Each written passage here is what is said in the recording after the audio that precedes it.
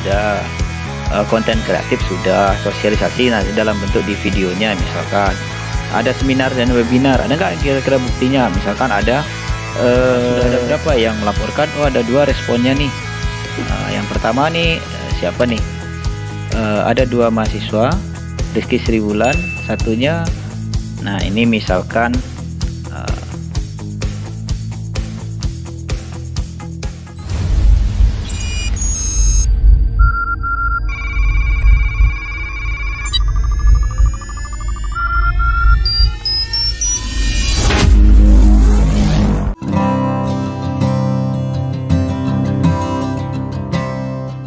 Bismillahirrahmanirrahim. Assalamualaikum warahmatullahi wabarakatuh.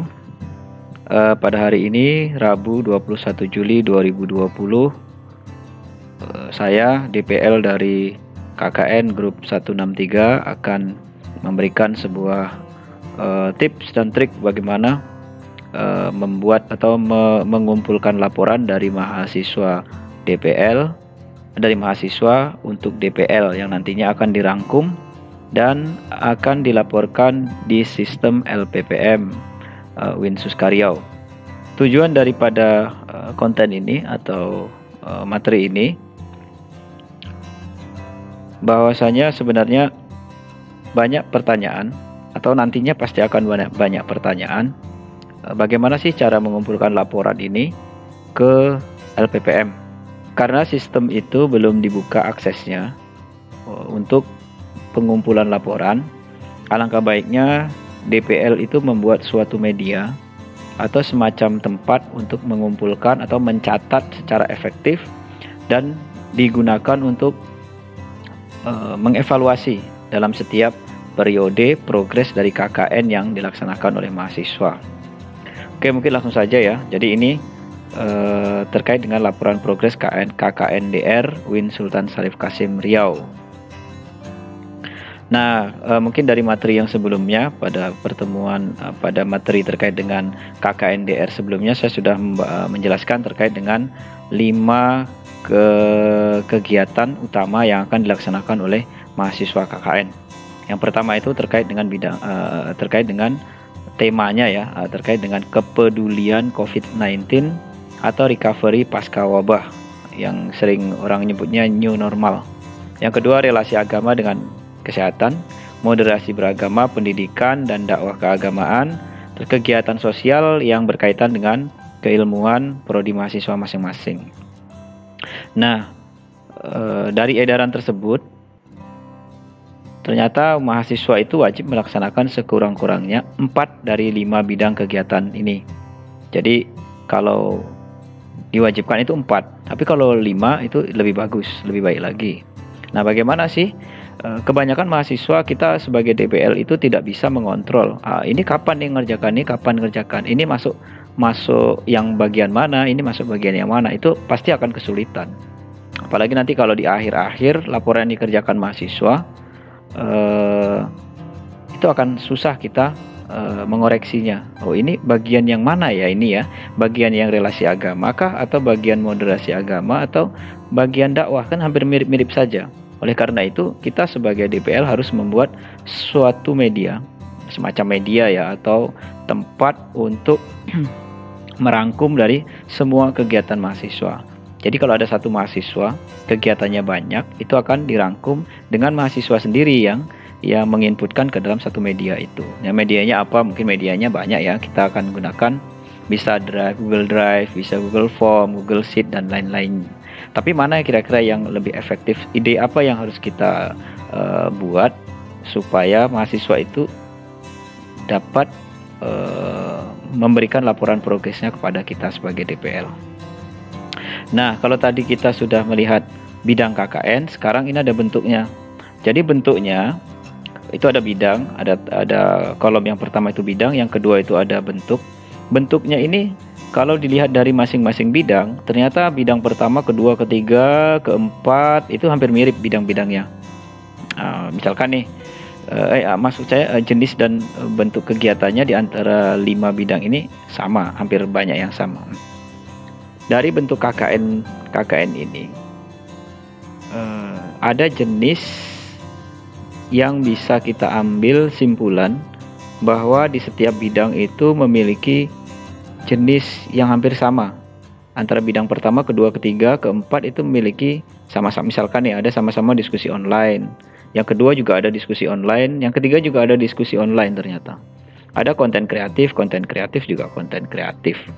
Nah, bagaimana caranya kita mengelompokkan hal demikian? Nah, itu yang perlunya kita buat media supaya ya intinya mahasiswa itu mudah, kita untuk mengoreksinya juga mudah, jadi tidak asal-asalan gitu. Jadi oh ini loh mahasiswa satu sudah mengerjakan ini bidangnya, ini bentuk kegiatannya, baru kita ada buktinya. Kan lebih simple ya. Nah, di KKNDR tahun 2020 ini ada dua sebenarnya yang paling penting. Pertama media sosial, yang kedua bidang keilmuan. Nah, itu sudah dijelaskan pada saat pelepasan, pada saat refreshment KKN dari LPPM juga sudah dijelaskan. Nah, intinya sebenarnya sebagai DPL itu harus banyak-banyak membaca panduannya. Jadi tidak hanya sekedar ada pertanyaan dari mahasiswa kita share ke grup tertentu atau malah jadi spamming, info-info yang penting itu malah hilang. Jadi inilah kita tujuannya untuk improvement atau mengeksplorasi dari aturan yang sudah ada itu. Nah, oleh karena itu ada dua kata kunci di sini. Yang pertama adalah sosial media, yang kedua adalah keilmuan. Nah, bagaimana kita akan mengimprovisasinya sebagai kegiatan yang efektif. Oke, ini KKNDR itu sekali lagi bagi mahasiswa misalkan. Jadi tidak sekedar ya buat kegiatan langsung diupload di media sosial. Kalau kita cek, ini kebetulan saya suka ngecek IG-nya mahasiswa. Jadi saya gunakan kata kunci KKNDR Winsus Karyau. Ada beberapa semacam kegiatan mungkin tidak dilakukan verifikasi dan validasi oleh dosen DPL, makanya ya terkesan ini kok kayak gini ya gitu. Jadi kurang ya, bukan tidak bagus ya, tapi selayaknya ini karya mahasiswa. Nah, jadi pertama ada draft mahasiswa ngerjain, diverifikasi oleh dosen, direvisi oleh mahasiswa. Kalau ada revisi, baru divalidasi udah bener nih, nah, baru di-share. Baiknya seperti itu. Oke ya, jadi ini ada ketentuan, ada bukti dan pelaporan. Buktinya apa? Buktinya laporan tertulis format PDF disertai link di YouTube. Nah, sebenarnya gini, pasti nantinya akan ada pertanyaan nih, banyak pertanyaan dari mahasiswa. Pak, bagaimana mengumpulkan laporan sedangkan laporannya sekarang belum dibuka? Nah, itu pasti ada banyak pertanyaan. Bagaimana kami melaporkannya? Nah, itu pasti banyak pertanyaan juga. Terus lalu bertanya kepada DPL-nya secara tidak langsung pasti bertanya kepada LPPM, dan itu berulang-ulang nantinya. Ini pasti ya, pasti akan ada banyak pertanyaan seperti itu karena aksesnya belum dibuka nih sama LPPM. Jadi bagaimana ngumpulin? Ya ngumpulin ya udah kumpulin aja, kumpulin ditulis atau bagaimana? Itu agak repot juga kayaknya. Oke ya, ini terkait dengan permasalahan tersebut. Nah, ini contoh kegiatan yang dilakukan nih. Misalkan ada sosialisasi, diskusi. Ini juga banyak pertanyaan. Sosialisasi, diskusi, webinar dan sebagainya itu bagaimana sepertinya? Nah, mungkin ada dua permasalahan. Yang pertama, kurangnya kita membaca dan mengeksplorasi apa yang telah disampaikan sebelumnya. Yang kedua, mungkin sebagai mahasiswa juga harus pandai-pandai mencari informasi yang ya tidak hanya bertanya pada satu atau dua orang. Bisa bertanya ke sini, oh gimana sebenarnya kegiatannya. Bedanya ngaji online dengan ngaji seperti ngaji beneran lalu divideokan itu seperti apa itu Pak. Nah, itu ya juga harus kita jelaskan kepada mahasiswa. Oke. Nah, ini ada mahasiswa menyiapkan YouTube, live streaming, Instagram, Facebook. Nah, kayaknya sudah banyak ya, sudah banyak yang mengerjakan, namun juga sangat banyak sekali yang belum ngapa-ngapain sampai saat ini gitu. Di lapangan sudah ada kegiatan, tapi secara ekspos di media sosial itu belum ada, bisa jadi demikian. Oleh karena itu memang kita harus memberikan batasan-batasan atau semacam ini loh, kita kasih periode tanggal ini sampai tanggal ini harus ada ini. Nah, kalau tidak ada berarti nilaimu hilang nih yang periode ini. Nah, oleh karena itu jadi tidak menumpuk di belakang dan tidak juga menumpuk di depan. Ini saking rajinnya mahasiswa buat kegiatan di depan, langsung dilaporkan, semuanya diekspos antara tanggal 15 sampai tanggal 10 Misal tanggal 15 Juli sampai 10 Agustus. Setelah itu nggak ada kegiatan lagi. Atau tanggal 15 sampai tanggal 30 Juli. Setelah itu nggak ada kegiatan lagi, IG-nya mati, YouTube-nya mati, dan sebagainya. Yang kedua, bisa menumpuk di akhir. Di awal-awal ini nggak ada yang diekspos sama sekali sama mahasiswa. Nah, pas di akhir-akhir mau selesai KKN, di atas tanggal 25, ini biasanya ini apa namanya, pengalaman nih. Biasanya kan paling enak itu ngerjain eranya era deadline. Karena kita sudah terbiasa dengan perpanjangan. Oh, pasti diperpanjang. Nah, seperti itu. Oleh karena itu, kalau kita menumpuknya di belakang juga sama. Loh, mana KKN ini kok anak KKN ini nggak punya ekspos sama sekali. Antara tanggal 15 Juli sampai tanggal 25 Agustus nggak ada sama sekali. Nanti semua kegiatannya diekspos di media, kan itu ada tanggalnya ya, di YouTube, apa di Instagram itu juga ada tanggalnya. Tapi kok di atas tanggal 25 saja kegiatannya. Satu mahasiswa sekali memposting kegiatan sampai 5 atau 10. Nah, jadi numpuk di tanggal itu saja. Jadi kesannya seorang mahasiswa itu ngerjakan KKN hanya di antara tanggal 25 sampai tanggal 30 Agustus. Jadi yang sebelumnya tidak terekspos. Oleh karena itu batasan inilah yang hendaknya kita buat, hendaknya kita terapkan dan kita bagikan kepada mahasiswa. Ini tips dari KKN kelompok 163 saja. Itu caranya.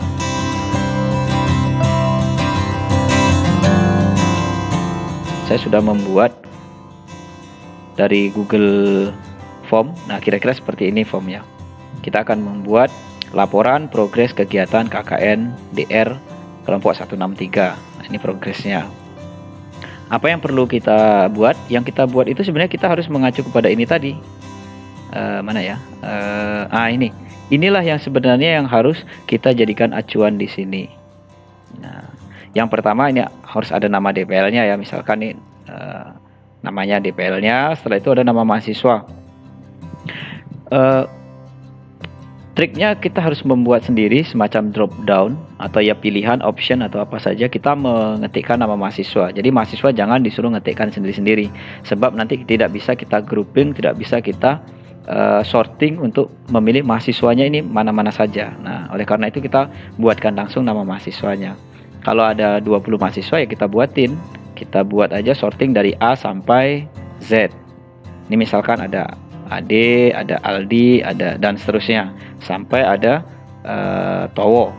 Jadi setiap mahasiswa itu bebas menginputkan data sebanyak-banyaknya, sebanyak kegiatannya. Ketika sudah, anggaplah kita pilih Rizky Sri Wulan ya sebagai contoh. Nah, setelah itu kita juga harus membuat fakultas. Jangan mahasiswa disuruh ngetikkan sendiri nama fakultasnya, supaya nanti bisa di grouping ya, atau bisa di sorting atau apalah istilahnya, dikelompokkan berdasarkan fakultasnya nanti ketika di Google Sheet-nya atau di file Excel-nya itu. Nah, ini misalkan di fakultasnya ekonomi dan ilmu sosial. Lalu kita membuat periode. Nah, di sini yang paling penting. Disinilah kita akan melihat mahasiswa itu mengerjakan KKN-nya atau memposting kegiatannya di periode apa saja. Ini misalnya kita buat periode. Ini kalau di KKN 163 saya tetapin periodenya itu 10 hari kecuali di yang paling terakhir. Jadi saya tetapkan tanggal 15 sampai 25 Juli. Jadi ada 10 hari rentangnya. Jadi mahasiswa wajib menginputkan kegiatan masing-masing mahasiswa ya, wajib menginputkan laporan kegiatannya di lapangan maupun secara online di periode tanggal ini. Nanti di antara tanggal 26 sampai 5 Agustus itu juga wajib ada yang diposting. 6 Agustus sampai 15 Agustus juga wajib dan seterusnya. Kecuali tanggal 27 Agustus ini tidak sampai 10 hari. Nah, jadi berarti memang harus ada di rentang-rentang demikian. Kalaupun mahasiswa itu mengerjakannya banyak di depan atau di awal-awal KKN, rajin mengerjakan, ya sudah, jangan diposting semua. Dipostingnya nanti di periode-periode ini saja. Jadi biar antar rentang itu punya kegiatan gitu. Jadi ditengok dari Instagramnya atau dari YouTube-nya kan enak gitu loh. Selama 1 bulan ini, oh ini ada kegiatannya terus. Nah, jadi kalau mau buat brosur, mau buat video kreatif, satu malam 10 kegiatan silahkan saja, tapi nanti mempostingnya usahakan di antara rentang tanggal-tanggal ini. Nah, untuk memudahkan DPL mengecek kegiatannya, juga memudahkan mahasiswa itu membuat laporannya setiap periode. Jadi mungkin bisa beda DPL, beda juga membuat rentang tanggalnya, mungkin bisa seminggu sekali atau sebulan. Kalau sebulan sekali nggak mungkin ya. Nah, itu bebas saja. Ini ide saja sih sebenarnya. Nah, oleh karena itu, tapi jangan sampai yang harian ya. Kadang kasihan juga mahasiswa disuruh membuat laporan harian, disuruh melaporkan ke DPL-nya. Nah, itu tidak mungkin sekali, karena ada 40 hari KKN ini, yang 40 hari ya, sekitar 45 hari untuk membuat kegiatan per hari juga sepertinya sangat memberatkan. Oke, kita pilih misalkan di periode 15 Juli sampai 25 Juli. Nah, bidang kegiatannya. Nah, karena tadi LPPM atau UIN sudah menentukan bidangnya, kita buat bidang. Ada ini 1, 2, 3, 4, 5. Jadi kita pilih saja. Ternyata mahasiswa ini di periode ini membuat kegiatan di bidang COVID, misalkan nih, kepedulian COVID-19 atau recovery pasca wabah COVID-19. Nah, misalkan dipilih, berarti sudah jelas ya, ada periode kegiatannya, bidang kegiatannya ini, dan jenis atau bentuk kegiatannya itu apa kira-kira. Nah, misalkan nih mahasiswa membuat sosialisasi. Ini loh COVID-19 ini kayak gini. Ya udah, di checklist saja sosialisasi. Nah, disosialisasikan secara online misalkan. Disosialisasikan secara online, mengundang narasumber. Setelah itu ada yang hadir di situ, pesertanya ada mahasiswa, ada masyarakat sekitar, ada orang umum. Nah, berarti kan di situ ada bentuknya, ada dua ya. Ada sosialisasi, juga itu ada yang namanya seminar atau webinar. Ya sudah, selain ada sosialisasi, juga ada webinarnya. Ya udah, checklist saja. Nah, ternyata di kegiatan itu, setelah acaranya live ditayangkan, mahasiswa ini mau membuat sebuah video, mau ditayangkan balik di YouTube misalkan, diedit, dikasih lagu, dikasih suara atau macam-macam, lalu diupload di YouTube. Jadilah namanya konten kreatif. Udah banyak ya, sudah banyak bentuknya. Nah, setelah itu, setelah kegiatannya selesai, sudah sosialisasinya sudah, seminar atau webinarnya sudah dibuat konten kreatif. Nah, ternyata mahasiswa itu pengen juga nih mengekspos di media online atau media cetak. Ya sudah, berarti mahasiswa itu bisa kita checklist mahasiswa menceklisnya di publikasi pada media online atau offline. Jadi satu kegiatan ini, kegiatan yang kepedulian COVID-19 ini bisa menjadi 4 bentuk. Bisa sosialisasikan tadi melalui online. Selain itu ada tanya jawabnya, ada kita mengundang narasumber atau apa sebagainya selain kita sendiri ya. Berarti jadi webinar. Ternyata dibuat YouTube-nya juga, ada konten kreatif. Setelah itu dipublikasikannya. Jadi satu mahasiswa ini mengerjakan satu bidang sudah dapat 4 bentuk kegiatannya. Nah, ini luar biasa sekali mungkin jika mahasiswa bisa demikian. Nah, setelah itu sudah selesai, baru dituliskan judulnya, misalkan sosialisasi dan seminar pencegahan COVID-19 bagi masyarakat desa. Ini judul kegiatannya, contohnya seperti ini. Setelah itu baru kita buat link kegiatannya. Nah, ini banyak nih, misalkan di YouTube. Saya buka aja YouTube ya. Misalkan YouTube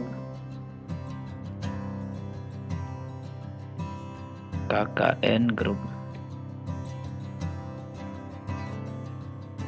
Nah, ini misalkan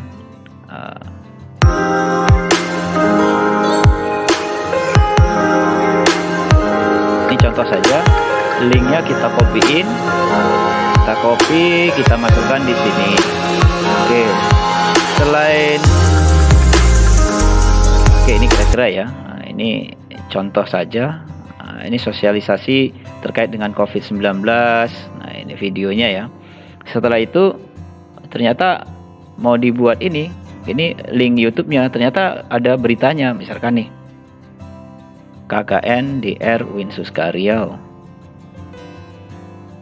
Anggaplah ini berita dia lah ya. Nah, ternyata masuk di berita Halo Riau. Kita klik saja. Ini karya dia yang nulis di situ misalkan ya. Ya udah kita copyin, lalu kita masukin di sini. Oke, ternyata ada apa lagi? Publikasi media online sudah, konten kreatif sudah, sosialisasi nanti dalam bentuk di videonya misalkan. Ada seminar dan webinar, ada nggak kira-kira buktinya? Misalkan ada semacam ini loh, ada bukti kegiatan sosialisasinya itu diposting juga di Instagram misalkan. Instagram.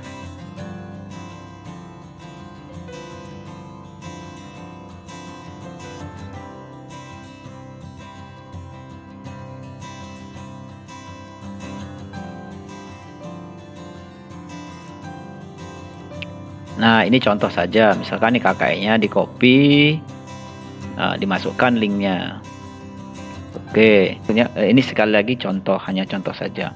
Ini ada YouTube-nya, bukti YouTube itu untuk konten kreatif, bukti sosialisasi itu semacam yang dari IG tadi, terus ini ada di posting juga di media online. Nah, webinarnya mungkin ada juga bukti-buktinya apa di foto atau bagaimana bisa dikumpulkan sekalian. Nah, inilah mungkin menurut saya cara yang paling efektif untuk mahasiswa melaporkan untuk sementara ini. Jadi nanti bisa jadikan historis untuk mahasiswa, tinggal dibuka saja misalkan apanya Google Sheet-nya.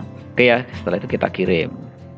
Oke, terima kasih atas antusias Anda pada program KKNDR di kelompok 163. Nah, oke, ini sudah dilaporkan, sudah selesai misalkan oleh atas nama Sri Wulan tadi ya kalau tidak salah. Nah, setelah itu DPL akan mengecek di form yang sudah dibuatnya. Oke, kita akan cek.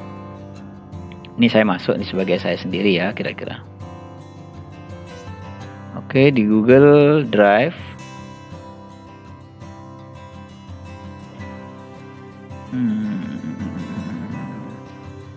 Mana KKNDR,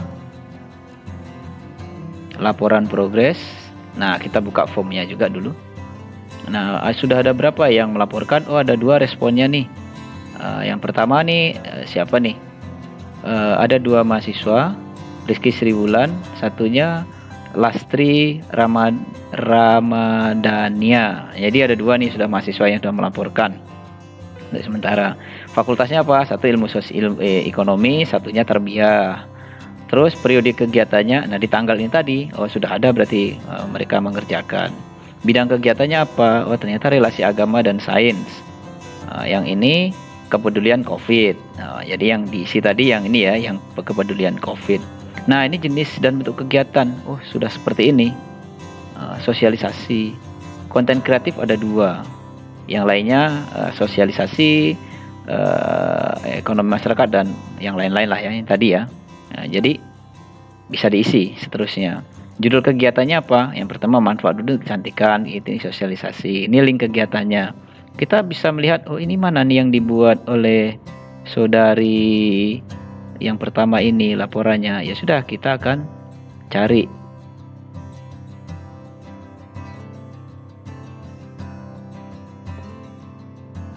Oh, ini ternyata Lastri Ramadina. Nah, selain di post di akun official, dia juga ngepost di di akun IG pribadinya. Ini kegiatan dia contohnya.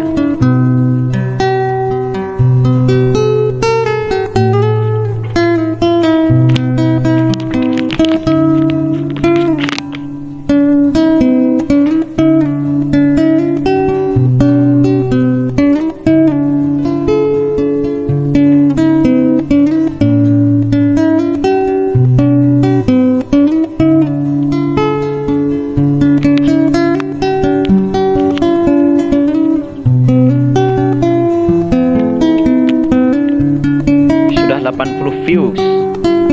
Mungkin kita bisa kasih like, ini kita kasih sendiri atau kita komen dia luar biasa. Ini jadi hasilnya. Lalu kita bisa membuka nanti kalau sudah mau kita laporkan mereka butuh ini. Sudah kita tengok di sini. Oh, sudah diisi nih. Lastri, Ramadiana, Rizky Sribulan. Nah, nanti ketika ada yang masukkan lagi, kirim tanggapan lain. Misalkan tadi kita ambil contoh Lastri ya. Lastri sudah membuat kegiatan di periode selanjutnya. Lastri. Oke, Lastri, fakultasnya Tarbiyah. Bisa diisi lagi ya. Periodenya, tadi periode yang 15 sampai 25 Juli. Sekarang sudah masuk tahapan di tanggal 26 Juli sampai 5 Agustus dimasukin. Dia buat lagi kalau tadi relasi agama dan kesehatan. Nah, sekarang dia masukkan misalkan kegiatan sosial terkait dengan ilmu dan prodinya. Seperti apa yang dilakukan dia? Ternyata dia membuat konten kreatif juga. Terus membuat podcast misalkan atau ya sosialisasi atau ya kegiatan-kegiatan yang online lah gitu ya. Judulnya ini berkaitan dengan bagaimana mengajar yang efektif di era pandemi. Nah, misalkan gitu, link kegiatannya kita kasih aja link lah. Misalkan nanti ada linknya ya. Lalu kita kirim nih atas nama Lastri Ramadania, Fakultas Tarbiyah, periodenya 26 Juli sampai 5 Agustus. Oke, kita kirim. Oke, kita langsung akan melihat progresnya seperti apa. Oh, langsung masuk sebagai nih, berarti Lastri sudah ada 2 kegiatan. Nah, makanya nama ini harus kita buatkan dulu gitu. Nah, Rizky Sribulan ada 1 kegiatan, sudah membuat 1 ya. Kalau si Lastri sudah 2. Nah, Fakultas Tarbiyah sudah 2. Nah, dan seterusnya. Ini periodenya. Nah, ini di periode 15 Juli sampai 26 Juli itu ada 2 kegiatan. Di periode yang selanjutnya, anggaplah sekarang sudah masuk tanggal 27 Juli misalkan. Ya sudah, oh sudah ada yang mengumpulkan nih 1 orang. Nah, gitu. Bidangnya apa-apa saja. Nah, presentasi ini nantinya akan bisa kita jadikan sebagai penelitian atau sebagai laporan dan sebagainya lah, kira-kira gitu. Nah, ternyata yang konten kreatif ini sudah 3. Berarti nanti kita buktikan di ini, di antara report di sini dengan di konten kreatif sudah ada 3 apa enggak, nah, gitu. Kira-kira gitu ya. Ini judul kegiatannya dan selesai. Begitu seterusnya. Kita lihat di sini juga sudah masuk datanya. Nah, selain itu, misalkan datanya udah banyak nih, sudah mahasiswa ngisi, kita bisa download di sini.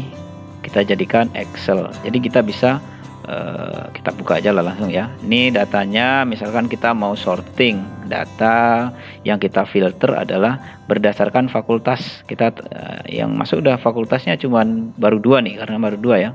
Saya ambil Tarbiyah aja lah yang mau ini kan. Oh, ternyata di Fakultas Tarbiyah ada 2 laporan. Nah, periodenya ini nanti kita sorting lagi. Di periode ini siapa-siapa aja sih yang udah ngumpulin gitu. Nah, Fakultas Tarbiyah di periode ini ternyata ini yang ngumpulin. Nah, gitu ya. Jadi nanti akan ada datanya lengkap. Lastri ini ada sesuai yang kita harapkan, ada nggak kelima-limanya di periode ini. Nah, apa saja yang dikerjakan dia. Nah, kira-kira gitu. Nah, mungkin ini saja ya yang dapat dibagikan bagaimana kita mengevaluasi atau memberikan progres mendapatkan progress report dari mahasiswa KKN. Hanya itu yang dapat saya sampaikan, semoga bermanfaat, semoga ini diterapkan oleh mahasiswa. Kalaupun tidak DPL-nya yang buat formnya, mungkin bagusnya mahasiswanya juga bisa buat formnya lalu di-share. Lalu bagaimana? Ya, satu lagi ya. Misalkan nih DPL ingin ini diketahui oleh mahasiswanya. Jadi mahasiswa suruh ngecek sendiri, udah lengkap belum yang ke 5 periode itu. Ya udah kita bagikan aja, bagikan linknya. Nah, ini oke ya. Boleh masukkan email, ini siapa saja dapat mengedit link ini. Oke, kita salin. Nah, kita bagikan di grup WA. Nah, anggaplah udah di-share di grup WA. Nah, ya, terus sama mahasiswa dibuka ini linknya. Nah, jadi mahasiswa bisa melihat sendiri. Oh, bagian mana saya sudah ngerjain belum ya. Nah, gitu. Di sini juga ada format datanya. Mau di sorting berdasarkan nama dia sendiri. Misalkan kalau dia si Lastri, saya mau tengok kegiatan saya lah, apa-apa saja nih yang belum terlaporkan. Ya udah di sorting aja berdasarkan nama sendiri. Ini hampir sama dengan di format Excel tadi. Oke, hanya ini yang dapat saya sampaikan. Semoga bermanfaat dan semoga saja KKN-nya lancar sampai selesai. Jika ini bermanfaat, silahkan diterapkan, silahkan dibuat seperti ini supaya sebenarnya untuk memudahkan, sama-sama memudahkan DPL dan memudahkan mahasiswa. Nah, kalau kita tidak dicatat seperti ini, mungkin kita akan susah juga untuk memberikan aba-aba atau memberikan teguran atau semacamnya kepada mahasiswa ya, mahasiswa KKN. Jadi oh ini loh, kamu belum mengerjain nih yang bagian ini, kamu belum mengerjain bagian ini. Jadi sebenarnya kita cukup mudah untuk mengevaluasi mahasiswa yang sedang mengerjakan KKN, melakukan KKN ini.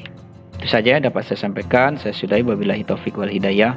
Wassalamualaikum warahmatullahi wabarakatuh.